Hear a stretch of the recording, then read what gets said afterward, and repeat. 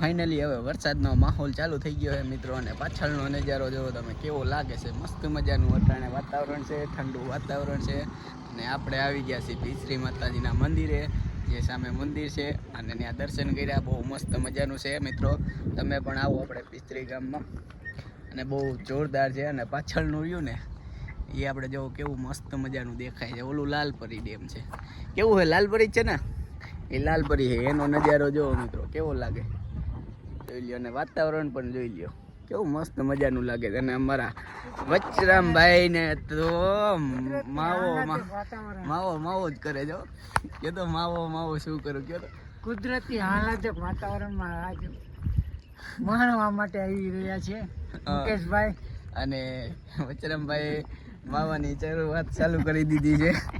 Special કઈ દુકાનનો માવો છે?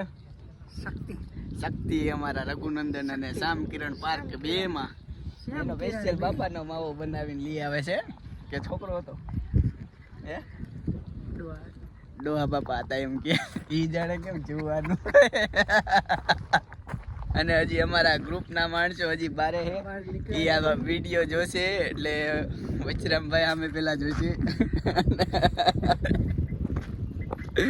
અને હવે આપણે જઈ રહ્યા છીએ પાછા ઘરે, બરોબર મિત્રો.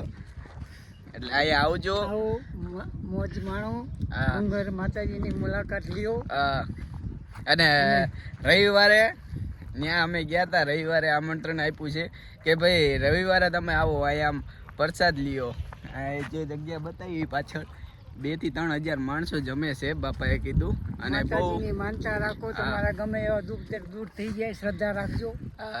અને પ્રસાદી લીધા વિના નહીં જવાનું એમ કીધું છે ભાઈ રવિવારે. હવે અમે રવિવારે પાછા આવવાના જ છીએ, આવવું ને રવિવારે. હવે જોઈએ કેમ થાય છે. રવિવારે 100% આવી જવાનું છે. અને બાપાએ જે રીતે કીધું એ રીતે આપણે પ્રસાદ લેવું. અને જોઈશું આપણે અટાણે વરસાદનો થોડોક માહોલ છે.